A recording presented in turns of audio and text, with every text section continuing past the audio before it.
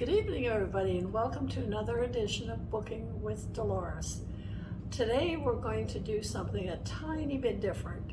We still are doing books, but what we're doing is the first book of new authors, because many of us have authors who have been writing for years, and even Lee Child is now writing with his brother, hoping his brother will take over at some point. And by the way, both the books that have published under Lee Child and Andrew Child have gotten wonderful reviews, so don't not read them because you figure they're not going to be any good anymore.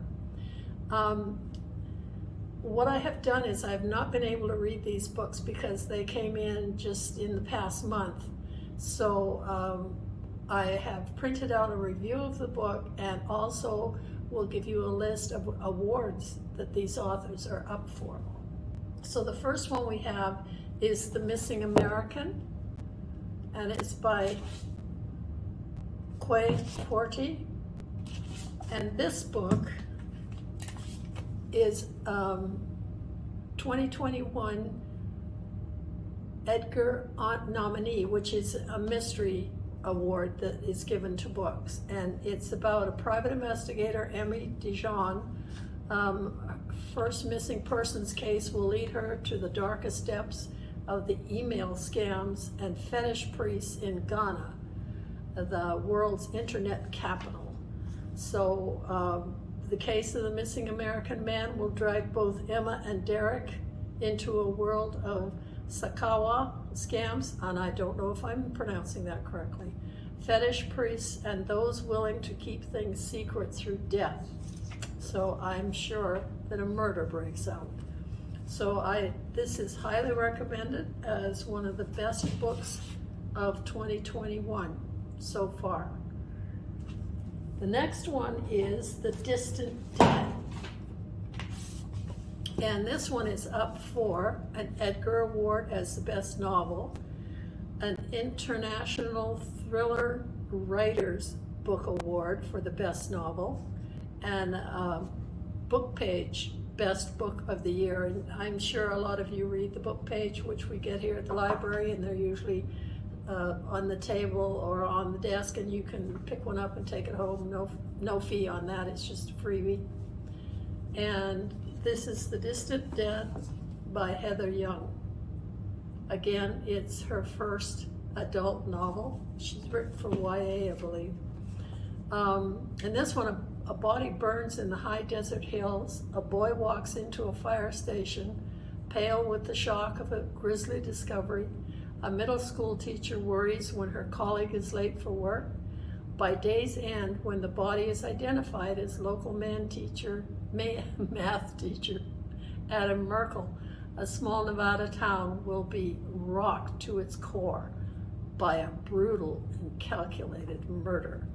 And then, weaving together the last months of Adam's life, Nora's search for answers, and a young boy's anguished moral reckoning come to the fore. So it's been highly recommended. It's got so far 3 nominations for awards, so that's a good teller right there. This one, since winter's coming on, Shiver, and this is by Ali Reynolds, and no nominations so far, and they didn't know what I did, and I intend to keep it that way. How far would you go to win? Hyper-competitive people, mind games, and a dangerous natural environment combine to make the must-read thriller of the year. Fans of Lucy Foley and Lisa Jewell will be gripped by a spectacular debut novel, Shiver. So that's a good way to start out with your reviews. Sounds pretty positive. Next we have Land of Numbers, and this is by an author, Taiping Chen. And this one, again, there was no nominations listed for it, but it's a debut collection, so it's short stories from an extraordinary new talent that vividly gives voice to the men and women of modern China and its diaspora. And I would recommend to our patrons that you take every once in a while a short story book. They're much, much better than they used to be in the olden days, so to speak. Very sharp, very modern, and fast reads, of course, because you can get a story done while you're mixing eggs in the kitchen or something. So try and give them a try. We've got several of them. Jet Glass is the person who orders the short stories, and he reads them. So if you want a recommendation, he's the guy to talk to. And the next book is called Open Water by Caleb Azua Nelson. And this is two young people meet at a pub in southeast London. Both are black, British, both won scholarships to private schools where they struggled to belong. Both are now artists. He, a photographer, she, a dancer, trying to make their mark in a city that by turns celebrates and rejects them. Tentatively, tenderly, they fall in love, but two people who seem destined to be together can still be torn apart by fear and violence. And again, this is getting excellent reviews, although, again, I couldn't see that there was any nominations for awards, which doesn't mean there isn't any. Let's see, The Push.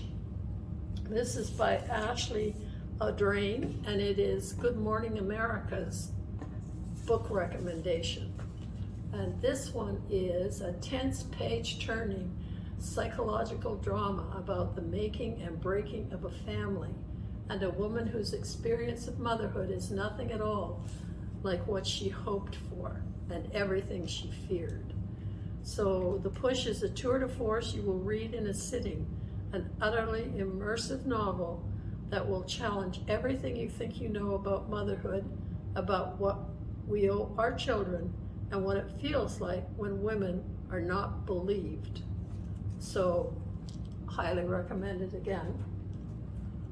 And now we'll go to a biography which may interest a lot of people in the area.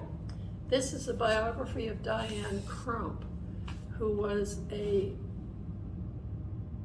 first female jockey to break some of the barriers and taboos against women in the horse racing industry. And again, this book is, it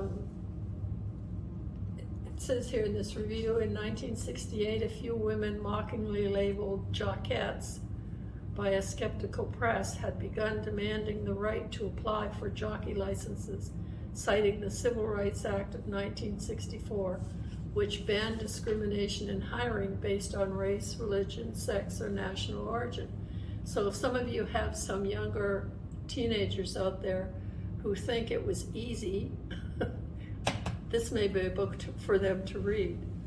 And yourselves, of course. It's a really extremely interesting book. Now, just for fun, I'm sure all of you know who Mike Rowe is. We see him pop up on television doing silly commercials or silly things. That's his sort of forte. His mother is also a riot, and this is her book, About Your Father and Other Celebrities I Have Known. And the subtitle, Ruminations and Revelations from a Desperate Mother to Her Dirty Son, meaning dirty son. Peggy Rowe is at it again, this time giving a hilarious inside look at growing up Rowe, both before and after Mike's rise to fame. So if you're curious about what his childhood was like, this is the book to take out. It's not really her first book, but it is the first one that has gained national attention. So if you need to laugh, give this one a try. And that's about it. I would be very interested in what your thoughts are on some of these new authors, a yay or a nay. And I don't know that any of them are series type writers. These seem to be standalone novels. But that doesn't mean they won't publish again, of course. So if, when you're in, fill out there's a suggestion slip in the suggestion box. One side it says title request, but if you flip it over, it says suggestions. And you could write a little review on it, and if you put my name on it, it will come to me. And then that way I can see whether I should be looking for more books by some of these people or not. Because we do need to keep them writing and keep you reading. And that's it for today. So have a really good rest of the week, and we'll see you in a couple of weeks. Bye-bye.